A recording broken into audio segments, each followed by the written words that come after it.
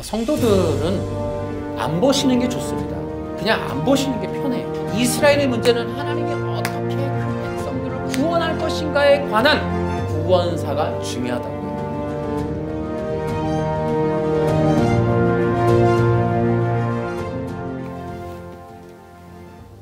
이 마지막 시대에 중요한 것이 바로 분별하는 문제입니다.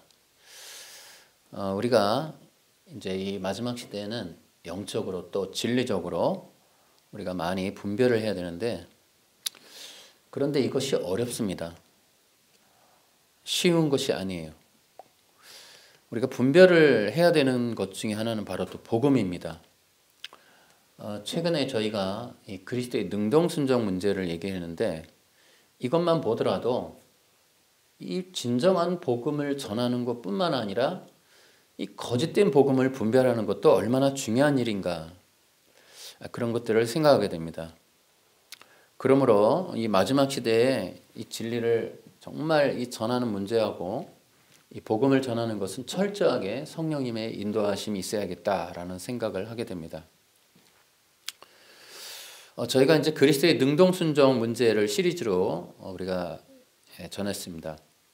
그것은 뭐냐면은 그리스도께서 십자가에서 대속하셨다 하는 것이 이제 수동적인 순종이셨고, 예수님이 이 땅에 사시는 동안 온 생애를 다해서 율법에 순종하셨고, 그 결과로 의를 얻으셔서 그 의를 우리에게 전가해 주셨고, 그래서 우리가 의인이 되고 구원받게 되었다라고 주장하는 것이 그리스도의 능동순종 문제입니다. 이 그리스도의 능동순종 문제를 주장하는 것이 바로 개혁신학, 장로교입니다. 자, 이 문제에 대해서 이제 합동 측의 서철원 교수님은 율법에 순종해서 얻은 의가 십자가의 대속의 공로를 가로막고 있다. 그리고 율법을 통해서는 의를 얻는 것이 아니다.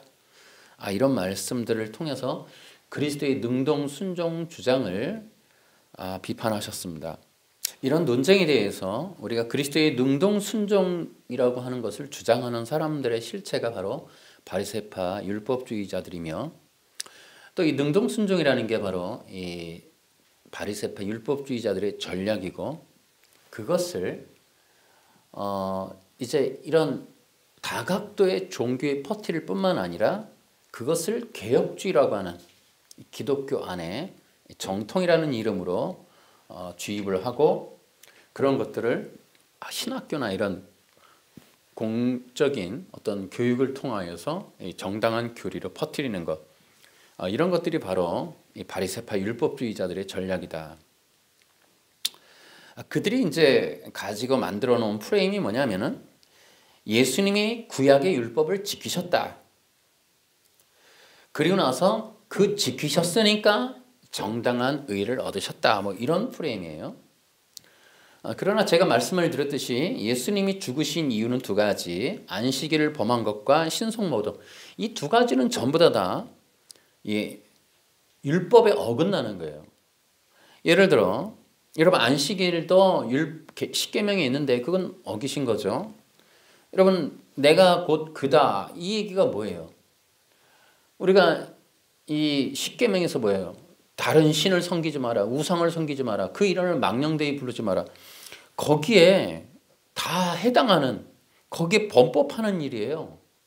하나님과 내가 하나다.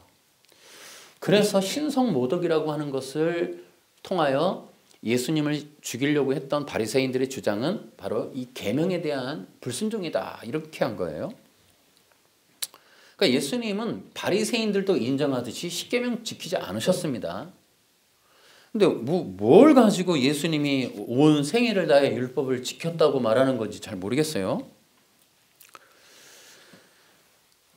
온전하게 율법을 지키지도 않으셨지만, 율법을 지키셨다고 해도 율법을 통해 의를 얻으셨다라고 하는 것도 말이 안 돼요. 여러분, 율법은 결코 의를 줄 수 없고 의를 줄 수 있는 능력이 없어요. 율법에는 그런 능력을 포함하고 있지 않아요. 율법은 의의 길을 가리키는 손가락에 불과한 거예요. 그래서 율법의 용도가 뭐라 그래요? 죄를 알게 하는 것과 그리스도께로 인도하는 몽학선생이다, 이런 얘기를 한단 말이에요. 또한 우리가 생각해 보면은, 자, 예수님이 율법을 지켜서 의를 얻으셨다. 우리가 이제 의문을 가지게 되면, 예수님도 의가 필요했던 분인가? 자, 이런 의문을 갖게 됩니다. 그랬더니 이 부분에 대해서 이제 예장 합신 측의 이승구 교수님이라는 분이 있어요. 합신대학교에. 이분이 오랫동안 신학을 하셨던 교수님이신데, 이분 영상을 한번 들어봤더니 지난주에 제가 말씀을 드렸듯이 재미난 얘기를 해요. 이제 예수님이 율법을 통해 의를 얻으셨나, 이런 부분에 있어서 이제 이 김재성 씨가 말하는 이런 능동순종의 이야기에 의문을 품으니까 이분의 이야기에 하나를 더 보태요. 이승구 교수님이 뭐라 그러냐면, 예수님은 본래 가지셨던 의가 있었고, 그리고 율법을 통해서 또한 의를 얻으셔서 이 두 가지가 합해서 온전한 의를 얻으신 것이다, 이 얘기를 합니다. 저는 실망이고요. 일단 이승구 교수님에 대한 주장이 실망일 뿐더러 이거는 신학적인 궤변에 불과하다, 이렇게 얘기를 하고 싶어요. 이승구 교수님에 대한 유감에 대해서 지난번 영상에서 말씀을 드렸는데, 그분이 말하는 프레임은 이 김재성 씨랑 좀 달라요. 그리고 어떤 면에서 그분은 은근슬쩍 넘어가면서 능동순종을 당연한 십자가의 복음에 포함을 시켜버려요. 이제 그렇게 얼렁뚱땅 넘어가는 듯한 그런 얘기를 하는 것이 신학자인가, 굉장히 그분은 궤변에 능하다, 이런 생각을 안 할 수가 없었습니다.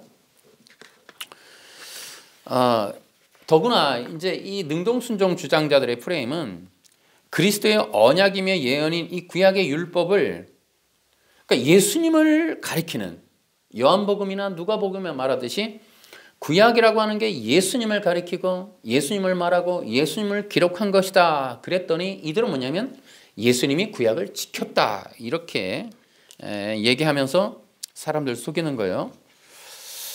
그래서 이 율법을 예수님이 지켰다라고 하면서 율법 아래에 예수님을 가두려고 하는, 예수님조차도 율법을 지키셔야 했던 절대 율법주의자들의 이러한 전략이 바로 이러한 능동순종이다. 여러분들이 꼭 기억하셔야 되는 게, 예수님 당시에 있었던 이 바리새파 율법주의자들은 그 당시에만 있는 게 아니에요. 여러분, 이들의 주장은 창세기서부터 흘러와요. 여러분들이 이 바리새파라는 말의 어원이나 이런 유태인들, 그 거짓된 유태인들의 이런 것을 찾아서 읽어보면은 그들의 원류를 바벨론 포로 시기로 가는 경우가 많습니다. 그러니까 이 바벨론 포로 시기에 여러분 탈무드라든지 이런 것들을 만들어요. 근데 마태복음에 보면은 하나님이, 예수님이 오셔서 사람의 전통으로 율법을 대체했구나라고 책망을 합니다. 그러니까 그들이 가진 율법은 모세오경이 아니에요. 실제로 그들은 모세오경이라고 하지만 자기들이 필요로 하는 것만 골라서 갖고 있어요. 한국교회가 목사님들 중심으로 이 성전을 강단이라 하고 11조 살려냈고, 추수감사절, 맥주감사절 다 필요한 것만 골라내죠. 그죠? 구약에서 필요한 것만 골라내요. 그래서 어떤 거는 문자 해석으로 적용해서 우리가 사용하고, 어떤 거는 상징으로 그냥 퉁쳐버리고, 어떤 거는 지났다 그러고, 어떤 건 폐했다 그러고, 구약을 다 난도질해서 조립을 해서 이 교권이나 이런 종교권, 이런 것들의 어떤 권리를 행사하기 위해서 문자 해석을 한단 말이에요. 마찬가지예요. 이런 능동순종하는 사람들도 이런 문제들이 바로 문자 해석, 그 다음에 구약에 대한 이런 해석의 문제를 아주 노골적으로 잘못 가지고 있다, 이렇게 볼 수가 있습니다. 여러분, 바리새파 율법주의자들이 예수님 당시에만 있었다고 생각하면 안 됩니다. 이들은 창세기에 이 사탄의 이런 인간을 범죄케 하는데 그 쓰였던 그 율법주의와 동일한 이야기를 하고 있을 뿐더러, 예수님 당시에 있었던 바리새파인들은 바로 이 바벨론 포로 시기에 만들어져요. 그리고 이 바벨론 포로 시기에 이 모세의경을 대체하는 사람의 전통을 만들어냅니다. 그걸로 사람들을 억압하고 통치하는 불법의 종교를 만들어내요. 그게 유태교입니다. 유대교라고 하죠. 그러면 이 사람들이 예수님이 십자가에 죽으시고 어디로 갔을까요? 여러분 놀랍게도 AD 70년대 이 예루살렘 성이 멸망하고 유태인들이 흩어질 때 여러분 이 바리새파 율법사들이 없어진 게 아니에요. 그들이 전 세계로 흩어집니다. 그리고 그들은 전 세계로 흩어져서 다시 한번 그들의 이러한 지상낙원, 이 시오니즘을 완성하기 위해서 세계에 흩어져서 그들의 전략적인 이런 내용, 종교적인 세상을 계속해서 추진해 나가요. 그들이 만든 최고의 작품이 바로 로마 카톨릭입니다. 그 로마 카톨릭을 통하여 전 유럽을 그리스도 없는 이 가짜 지상낙원, 유토피아를 만들어서 면죄부를 통하여 이 땅에 구원이 이루어진다 라고 하는 이런 거짓된 종교를 만들어내죠. 그러면 그들이 또 이 종교개혁 시대에 끝나고 없어졌느냐? 여러분 지금 로마 카톨릭 안 없어졌잖아요. 그들이 또 전 세계로 여러분 퍼져나가죠. 우리가 미션이라는 영화를 봐도 이 로마 카톨릭이 전 세계로 퍼져나가는 걸 볼 수가 있습니다.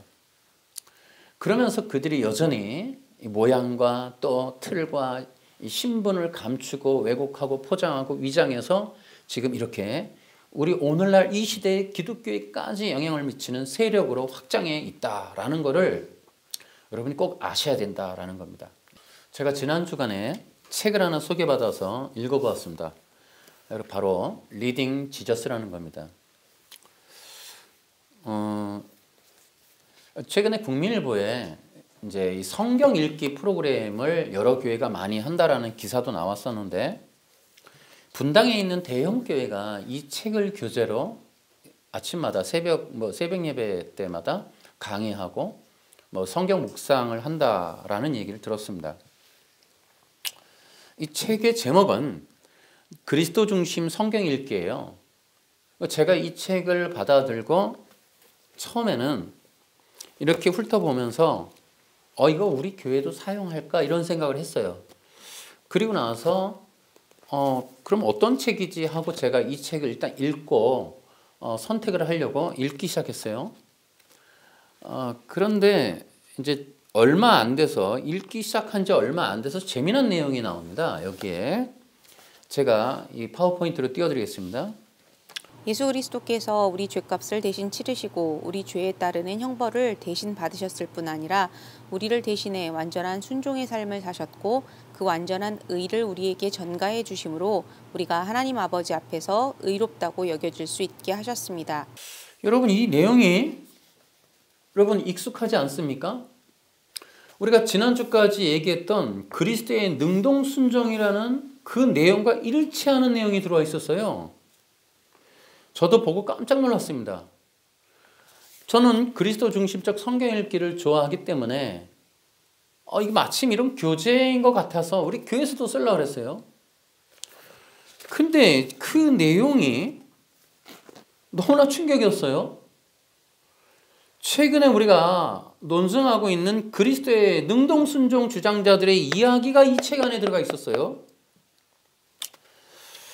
저는 이것을 읽고 또 그 다음에 이제 다 읽었어요. 이제 끝까지 다 읽고 나서 깜짝 놀랐습니다. 리딩 지저스라는 바로 이 책. 이 책은 그리스도의 능동 순종을 주장하는 바리새파 율법주의자들이 만든 작품이구나라는 걸 확신하게 됐습니다. 이전 영상에서 제가 몇 번 걸쳐서 웨스트민스터 신앙 고백서가 문제가 있었다. 또 웨스트민스터 신학이라고 하는 것과 또 미국산 기독교가 위험하다라는 것을 몇 번 말씀을 드렸어요. 근데 이게 미국 웨스트민스터 신학교 교수들의 작품이고 그분들은 미국인이 아니라 영국 사람들이에요. 영국 사람들이 거기 가서 이렇게 만들어 놨어요. 저는 이제 그런 부분들이 뭔가 이렇게 확 오는 거예요. 이거 이유가 있겠구나. 저는 무엇보다도 이제 이 책을 좀 설명을 좀 잠깐 드려볼까 합니다. 근데 제가 말씀을 드리는 거는 여러분 이 책을 많은 사람이 사용할 것 같아서 좀 미리 말씀을 드려보는 거예요. 제 의견이긴 합니다. 사견이라고 보셔도 돼요. 그러니까 선택은 자유예요. 근데 한 번쯤은 이런 분별을 위해서 다각도로 좀 살펴보는 게 좋을 것 같다 이런 생각이 꼭 듭니다. 그러나 분명히 말씀을 드릴 수 있는 거는 제가 이걸 다 읽고 나서 느낀 건 그리스도의 능동순종 주장자들의 주장과 일치합니다. 그런데 자, 이 책은 제 1권이에요. 알고 보니까 6권까지 나온다는 거예요. 그래서 뭐 하는가 했더니 창세기서부터 요한계시록까지 하는 것 같아요. 성경을 묵상하도록 만든다라는 거예요. 그리고 영상도 제작을 했어요. 그래서 제가 영상도 봤어요. 영상을 봤더니 좀 내용이 우리 기존에 알고 있던 그냥 일반적인 장로교 교회에서 알고 있는 수준과 조금 달라요. 내용들이 부분적으로. 좀 그래도 받으려고 했는데 이 책을 읽고는 분명하게 확신을 하게 됐어요. 그래서 제가 이제 이걸 보면서 이제 그런 생각을 해요. 아하, 6권을 만든다. 앞으로 6권을 어떻게 어떤 방향으로 쓰겠구나라는 게 이해가 됐어요. 그렇기 때문에 여러분들에게 좀 이렇게 설명을 드리는 겁니다. 물론 이건 제 사견이라고 얘기했어요. 그리고 이거는 여러분들이 마음껏 자유롭게 살 수도 있고 사용할 수 있습니다. 자, 어쨌든 제가 이제 1권밖에는 제가 이렇게 살펴보지 않았어요. 1권밖에 없으니까. 그런데 여러분이 이거 읽어보면은 누구나 부인할 수 없는 게 말씀에 순종해야 된다. 이스라엘의 문제가 순종과 불순종이다. 이 내용이 거의 모든 장마다 나와요. 그래서 구약에 나타나는 사건들의 문제를 순종이냐 불순종이냐의 관점으로만 전부 다 해석을 해냅니다. 그래서 이 사람들이 이제 성경 창세기서부터 66권을 다 한다는데 어떤 방식으로 기존의 주석이나 해석들을 뒤집어서 어떤 방식으로 성경을 재해석하겠구나라는 게 예측이 됐어요. 이 계속해서 반복해서 나오는 게 말씀에 순종하고 율법과 계명에 순종해야 된다. 이런 내용들이 계속 나옵니다. 그러면 어떻게 되느냐? 율법에 순종하면 복을 받고 순종하지 않으면 저주를 받는다라고 하는 이 구약에 나오는 요절들을 찾아서 여기다 기록을 해요. 그리고 그러한 것들이 바로 구약의 문제다. 이런 식으로 성경을 전체를 해석해 가고 있습니다. 저는 이걸 보면서 이거 능동순종 주장을 지금 김재성 씨의 어떻게 보면 이게 텍스트라고 하면 이게 이 텍스트의 주석 같은 느낌이 드는 그런 생각을 갖게 됐습니다.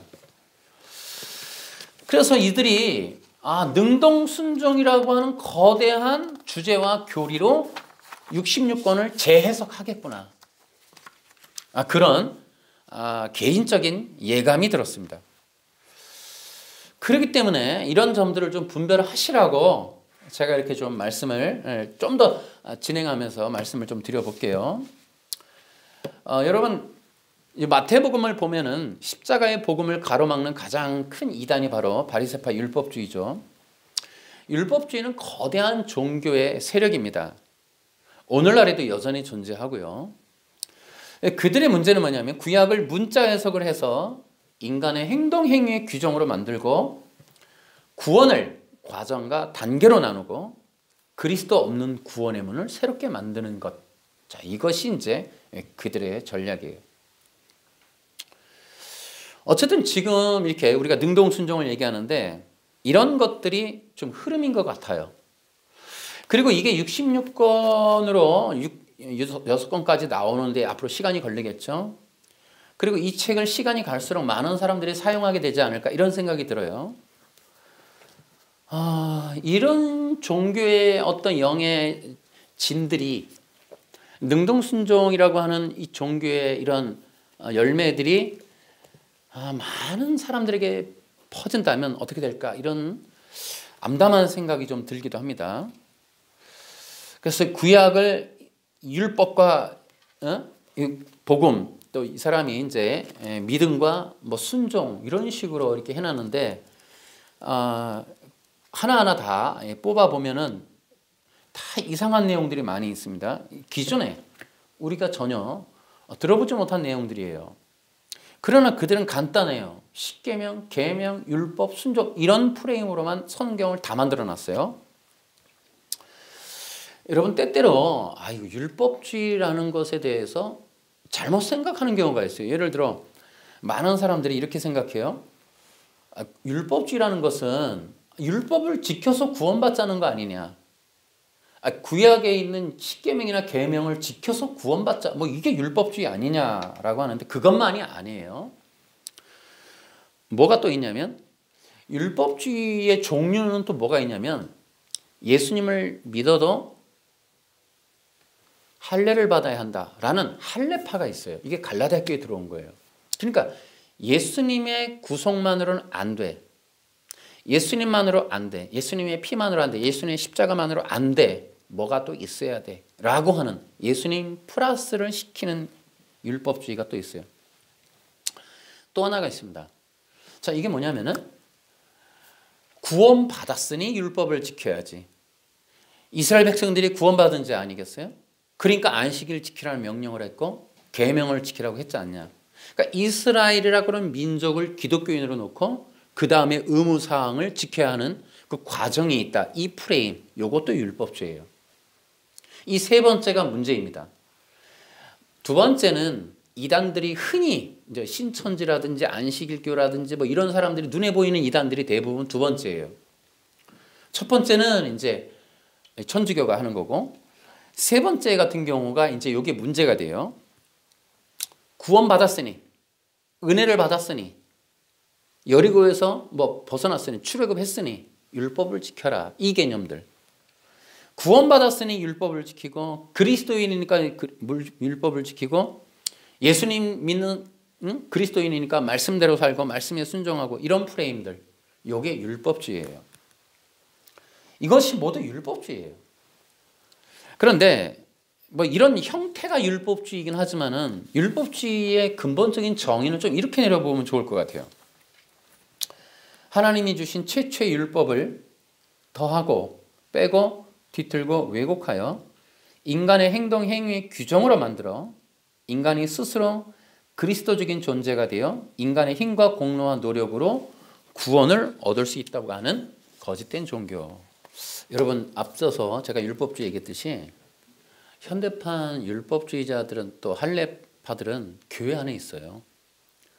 구원받으려면 예수님 믿어라. 그런데 그것만으로 안 된다. 안식일교가 특히 이런 얘기를 많이 해요. 앤드류 강은 뭐 여기에 속해요.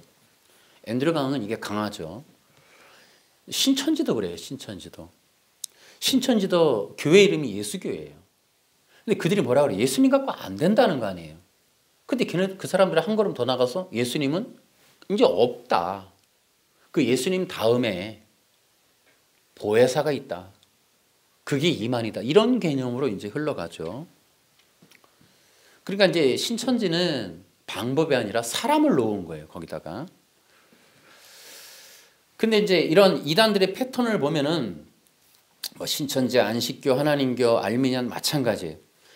그리스도나 예수님 부인하지 않아요. 다 예수님 인정해요. 여러분 구원파 설교 들어보셨어요? 절기나 제사 엄청 잘합니다. 설교. 문자적으로 보면은 구약에 능통해요. 여러분 구약에 능통하지 않은 이단이 없어요. 여러분 안상홍도 1950년대 60년대에 6월절 얘기했다고요. 우리 대한민국 장로교 전부 복받고 축복받고 산상기도할 때 다 구약 얘기했다니까요. 오죽하면 신천지 새언약 얘기합니다. 그러니까 구약에 능통해요. 이단들이. 그러면서 그들이 얘기해요. 예수님도 믿지만 율법, 구약, 계명 이런 쪽으로 흘러가는 거예요. 그래서 여러분 사람들이 다 속아요. 신천지 예수님 얘기한다니까. 안식교 가봐 예수님 얘기 많이 해. 구원파 오직 예수님만 얘기해. 여러분 그래서 사탄은 위장술에 능해요. 사람 다 속인다니까요. 그런데 여러분 가만히 보세요.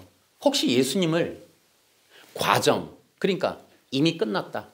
예수님 시대 지났다. 예수님 죽었다. 예수님 안 계시다. 그 다음에 예수님 믿어도 십자가는 부족해. 단계, 과정과 단계로 나누어서 무언가를 더 성경 말고 얘기하는 것. 그렇게 하지 않는가를 한번 여러분 한번 지켜보세요. 다 율법과 연결되어 있어요. 여러분 율법 말고 예를 들어 신천지가 말하는 비유풀이 같은 거 있잖아요. 조건을 붙이죠. 이게 사람의 전통인 거예요. 구약 율법에 없어요. 비유풀이가. 그런데 그런 내용을 교단이 만든 거예요. 이렇게 이제 사람의 전통이라는 걸 만들어낸다는 거죠. 이렇게 자기에게로 사람을 끌어야 하니까. 이게 이단들의 특징이에요. 자, 여러분 이런 것들을 좀 기억하고서라도 이 원리를 알게 되면은 리딩 지저스라는 이 책도 보여요. 이 안에서 이제 언약의 구조라는 내용을 이 책에서 얘기합니다. 한 3가지 정도로 얘기를 해요. 그래서 뭐 대충 이런 얘기를 합니다. 이스라엘 향한 조건 없는 은혜에 대한 반응으로 이스라엘은 하나님께 순종하고 율법에 순종해야 한다. 자, 이런 프레임들. 뭐 이게 한 번 정도 이렇게 2번 정도 있으면 괜찮아요. 근데 이거를 거의 모든 장에서 구조적으로 이야기를 한다는 거예요. 이 일권 우리가 1권밖에 없으니까 모르겠는데 이 1권 자체는 전체가 그래요. 그래서 이스라엘이 순종하면 복을 받고 불순종하면 저주를 받는다. 그래서 이런 얘기를 해요. 이스라엘의 문제를 불신앙과 또 불순종을 반복할 것인가? 아니면 조상들을 통해 교훈을 얻었으므로 이제 순종과 믿음과 순종의 삶을 살면서 하나님 나라를 실현할 것인가? 그 다음에 또 이런 얘기를 해요. 인간이 스스로 마음에 행한 할례는 하나님과 맺은 율법 언약을 지키게 할 능력이 없었다. 난 이게 무슨 말인지 모르겠어요. 인간이 마음에 스스로 행했다? 할례를? 뭐 언제 어떻게 했다는 거야? 그래서 더 큰 은혜가 필요하다. 여기 보면 더 큰 은혜가 필요하다는 거예요. 그게 뭐냐면은 이 마음의 할례를 하는데 인간이 행하는 건 희망이 없고 하나님이 해주시는 할례는 가능하다. 인간이 마음에 행하는 할례는 뭐고 하나님이 해주시는 마음의 할례는 뭔지를 모르겠어요.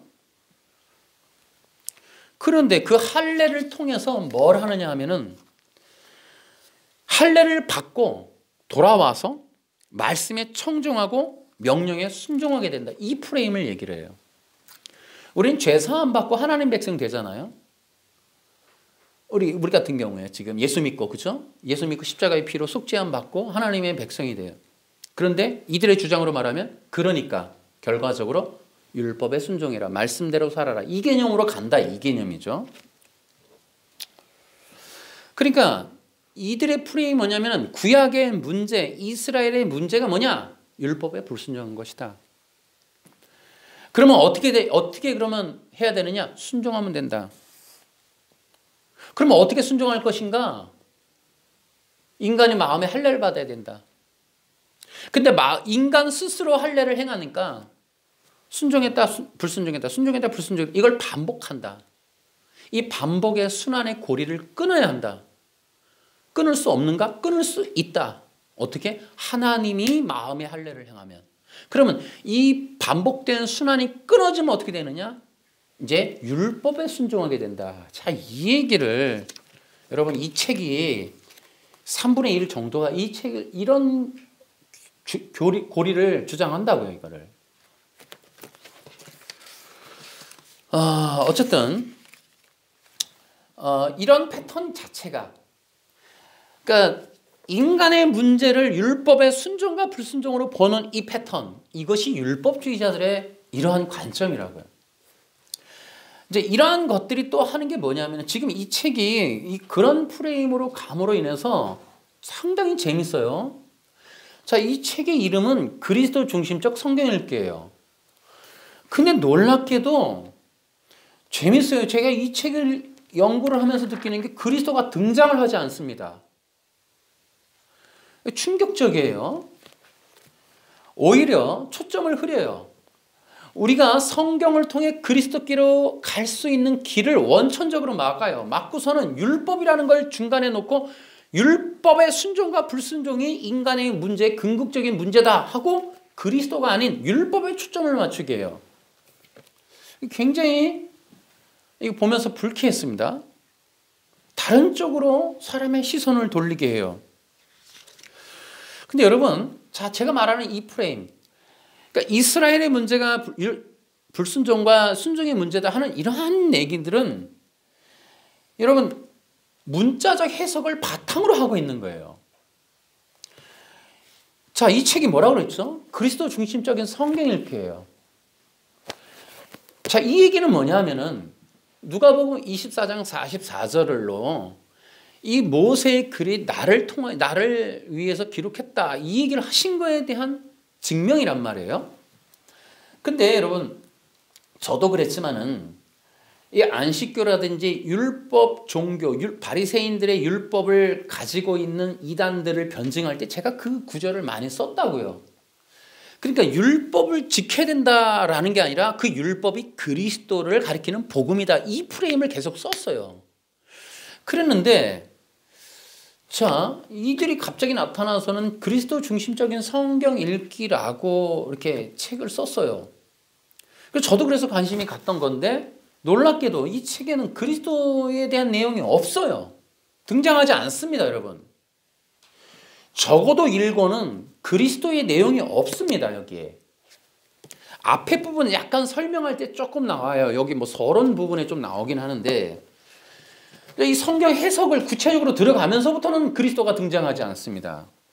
여러분, 그리스도 중심적인 성경 읽기를 하려면은 여러분 조건이 있어요. 구약이라고 하는 성경에서 그리스도를 발견한다는 것은 문자적인 해석을 통해서는 할 수가 없습니다. 구약에서 그리스도는 보이지 않아요. 여러분, 사도들이 초대교회에서 복음을 전할 때 그리스도의 복음을 전했어요. 구약을 들어서 예수님이 그리스도이심을 증명했다고요. 그러면 구약은 예수가 그리스도라는 복음이 들어있다는 거예요. 그럼 우리가 그걸 찾으면 되는 거예요. 그런데 그렇게 찾으려면 여러분 찾아보셨어요? 쉽게 나오지 않아요. 시편에 너는 내 아들이다. 여러분, 우리가 다 우리를 위해서 적용했잖아요. 근데 그게 그리스도에 대한 얘기라는 거죠. 이 성경의 이야기는, 신약의 얘기는. 다시 말하면 그리스도 중심적인 성경 읽기는 문자적인 해석을 해서는 도저히 알 길이 없다라는 거예요.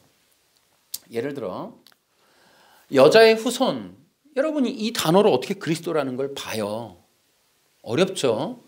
그 단어가 그 시대적으로 복음적으로 하나님이 영적으로 함축적으로 어떻게 사용했는가를 알아야겠죠. 가죽옷이 그러하죠. 노아의 방주가 그러하죠. 상당히 많은 내용이 문자 해석을 넘어가야 돼요. 또 하나는 처녀가 잉태해 아들을 낳으리니 같이, 이런 내용들은 어떻게 해석할 거예요? 그러면 일반적인 처녀가 애를 낳은 거 아니에요. 근데 이 얘기가 왜 예수님에게 적용이 돼요? 이것은 그리스도의 메시아 사상, 이 유태인들이 가지고 있는 메시아 사상에 근거하여 봐야만 이해가 되는 내용들이에요. 문자적인 해석을 해서는 도저히 그리스도 중심적으로 성경 읽기는 불가능합니다, 구약은. 자, 그러면 이들이 이런 프레임을 갖게 된 이유가 뭘까? 그런데 이 능동순종 주장자들의 이 주장에는 배경이 있어요. 뭐냐면 바로 행위 언약입니다. 제가 예측컨대 지금 이렇게 율법에 대한 능동순종이 드러나면서 워낙 이 율법주의자들이 개혁신학 안에 깔아놓은 것들이 드러나고 깨지고 있기 때문에 행위 언약도 곧 깨지지 않을까, 이런 생각이 듭니다. 저는 웨스트민스터 신앙 고백서의 가장 큰 문제가 바로 이 행위 언약으로 규정된 내용이다라고 보고 있습니다. 개인적으로. 어떻게 보면 이 행위 언약을 하나 만들고 규정함으로 인하여 지금까지 성경 해석이 왜곡되게 된 아주 가장 큰 돌뿌리가 되고 있다라고 생각이 듭니다. 간단합니다. 행위 언약이 가지고 있는 여러 가지 문제가 있지만은 저는 그 중에서도 가장 큰 문제가 인간의 죄에 대한 정의가 뒤틀리게 된 것이다 라고 보고 있습니다.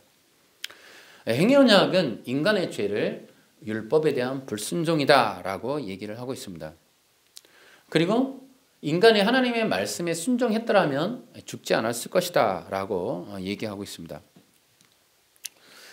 그들은 이제 이 책에서도 보면은 이스라엘의 문제를 불순종, 순종, 계명에 따르지 않고 명령에 따르지 않고 이런 내용들을 쭉 얘기해요. 그래서 이스라엘 백성들이 패하고 저주를 받고 포로가 되고 여러 가지 그러한 결과를 안 좋게 받았다라고 하는데, 이 성경을 읽으면서 그리스도 중심적인 성경 읽기인데 죄라는 말을 쓰질 않아요, 잘. 또 하나가 등장하지 않는 단어가 구원이라는 단어를 찾기가 굉장히 어렵습니다. 그리스도 중심으로 성경을 읽는다고 하는데 가장 근원적이고 기초적인 복음의 구성이 없어요. 그런데 바로 이 행위언약 자체가 인간의 죄를 왜곡하고 있어요. 인간의 문제는 뭘까요? 인간이 신이 되려고 한 죄예요. 인간이 하나님처럼 되려고 했던 거라고요.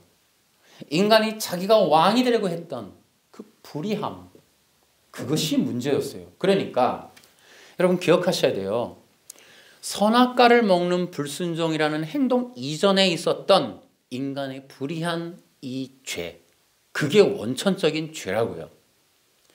행위언약은 이 행동 이전에 있었던 인간의 불의함을 가리고 있다는 거예요. 그래서 인간의 근원적인 하나님과 같이 거룩할 수 없는 이유, 이 불의함, 그 불의함의 정체는 인간이 신이 되려고 하는 욕심이라는 거죠. 이것들에 대해서 행위언약이 절대로 말하지 않습니다.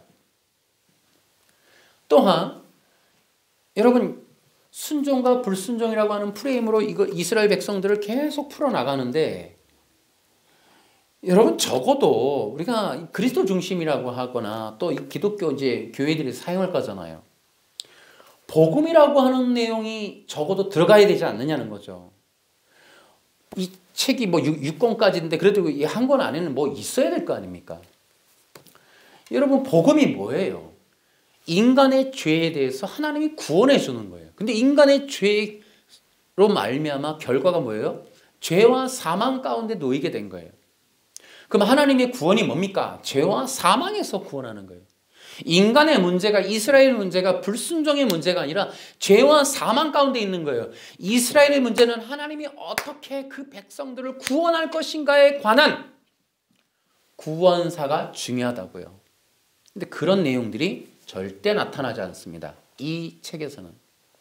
여러분, 구약 성경이나 신약 성경에서 중요한 키워드가 뭐냐?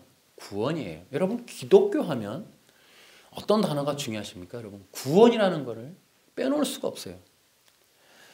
근데 여러분, 구약의 율법이 말하는 게 뭐예요? 구원입니다. 어떻게 죄와 사망에서 구원받을 것인가 하는 거예요. 예수님도 이름 자체가 구원이세요. 여러분, 예수님이 왜 등장해요? 성경을 통해 우리 기독교에. 구원이에요, 구원. 십자가는 왜? 구원이에요, 구원. 제사, 제물, 제사장 다 구원이에요. 여호수아의 이 여호수아의 문제, 여리고성의 문제 전부 다 구원의 문제입니다. 율법이 뭔지 아십니까? 피로 씻어서 죄를 해결받는, 의를 얻는, 그게 율법이에요. 여러분, 구약의 백성들 이스라엘 보면서 우리는 그걸 기억해야 돼요. 죄와 사망 가운데 빠져 있는 그 인간을 어떻게 하나님이 구원할 것인가 하는 주제로 구약을 보겠다는 게 구원사예요. 여러분, 적어도 구원사가 기초적인 개혁신학의 기본이에요, 기본. 그런데 그 기초적인 구조를 빼놓고 능동순종이라는 것을 가지고 그 프레임으로 성경을 재해석하겠다고 만들어 놓은 이 작품이 바로 리딩 지저스라고. 여러분, 조심해서 써야 된다 이거예요. 이 성경의 프레임이 바뀌어버려요.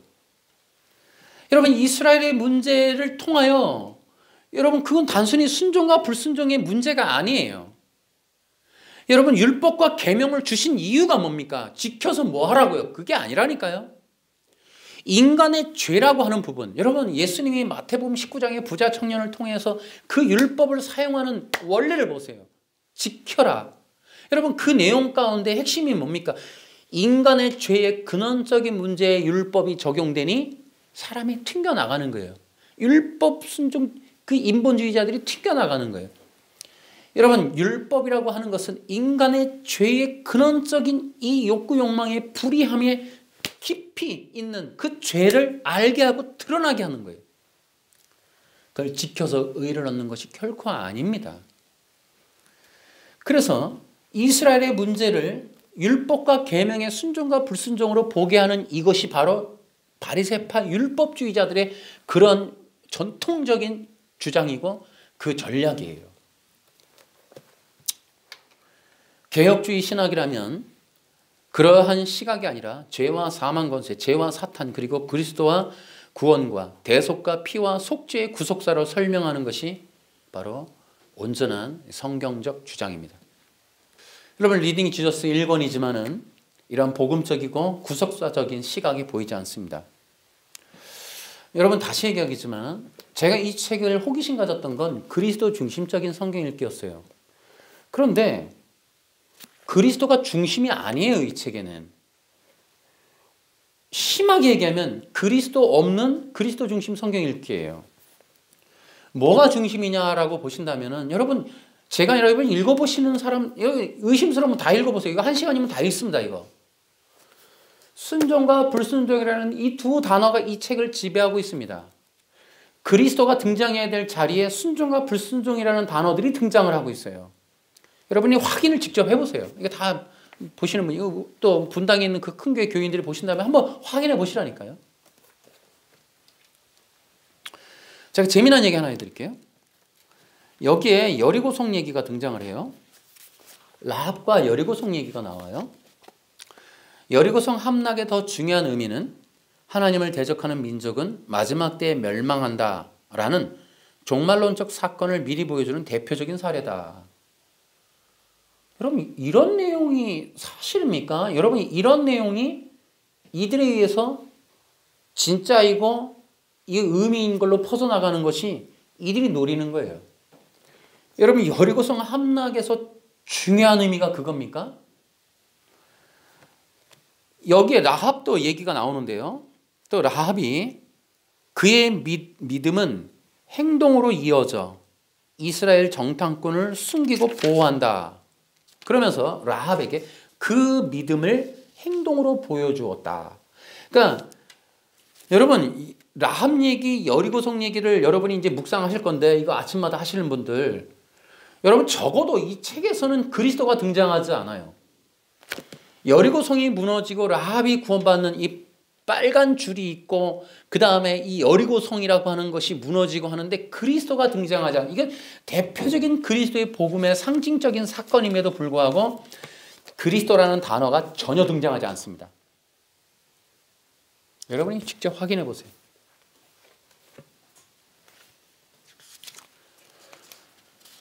여리고성 함락에서 겨우 그 하나님께 대들면 니들 터져 뭐 이런 개념이 있냐. 그래서 하나님께 대드는 사람들은 앞으로도 계속해서 터질 것이다. 미래적으로 종말론적으로 그런 암시를 한다. 여러분 그걸 왜 그리스도라는 개념으로 이해할 수가 없을까요? 여리고성이 보여주는 게 하나님께 대적하면 터져 이 개념인가요? 그걸 묵상하면 되나요? 하나님의 놀라운 이 그리스도의 구속 사건이니 하나님께 대들면 터져 이 개념으로 지금 대표적인 사례라고 지금 이 책에서 말하고 있습니다. 그리스도 없는 그리스도 중심적인 성경 읽기에 아주 위장된 책이 아니나 이런 생각이 들 정도예요. 그리스도 중심적인 성경 읽기라고 하면서 율법의 순종이 강조가 되고 오히려 그리스도로 성경을 읽는 부분을 왜곡하고 있는 것 같아요. 그러니까 원래 그리스도 중심적으로 성경이 쓰여져 있었는데 그거를 그리스도 중심적으로 읽으려면 이렇게 해야 돼 라고 제시하는 게 율법에 대한 순종과 불순종이다 라고 하면서 사람들이 그쪽을 이해하게 되면 그걸 통해서 이 책을 배운 사람들이 그리스도 중심 읽기란 율법에 대한 순종과 불순종 그리고 그 대가인 복 이런 개념이야 라고 이해하면 안 되겠다는 거죠. 그게 왜곡이 잘못 가르친다는 거죠.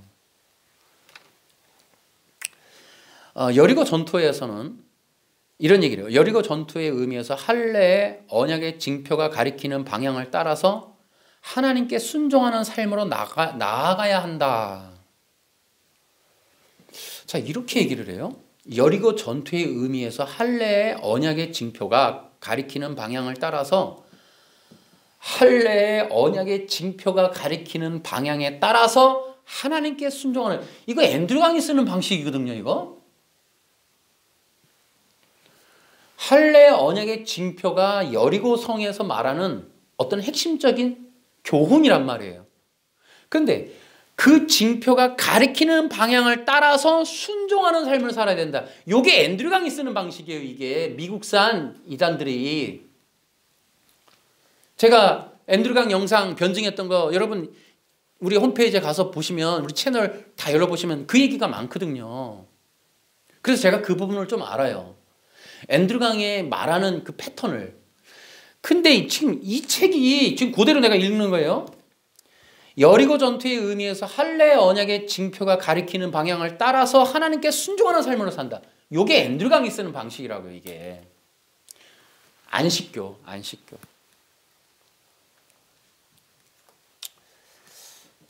그럼 어쨌든 되게 답답하고 속상하고, 이거를 다 검증을 하고 여기 앞에 추천사를 쓰신 분들의 이름이 나와요. 이규현, 이찬수, 화종부, 한규삼. 뭐 당연히 한국의 대표적인 목사님들이 다 읽고 했나? 아니면 이들이 능동순종을 알고 있었나? 아니면 모르고 추천했나? 이런 생각이 듭니다.